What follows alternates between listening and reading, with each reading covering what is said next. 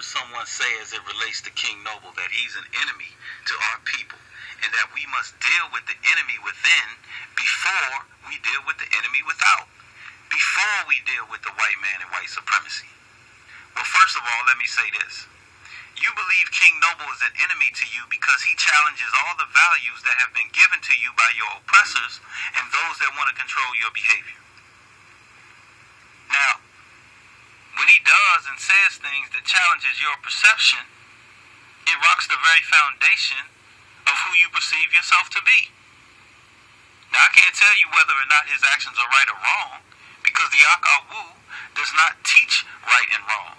It teaches us to think critically and analytically about all information and action. It teaches us to look at the consequences of the action.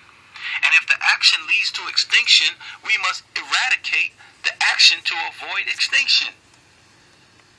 The brother said we must deal with the black enemy within before we deal with the white enemy without. That is a statement that was not analyzed before it was made. Let us take white supremacy as an example of dealing with multiple enemies at the same time. Does not white supremacy have troops all over the world simultaneously? Does not the white man make his presence felt all over the world at the same time? He's doing this to avoid the extinction of the illusion of white supremacy. He understands that his problems abroad affect his problems at home. He has just as many, if not more, problems at home than he has abroad.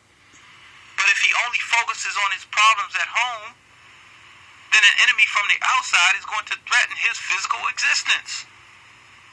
So while you're focusing all your attention on your internal enemies, there's someone on the outside creating the very internal enemies you're looking to go to war with.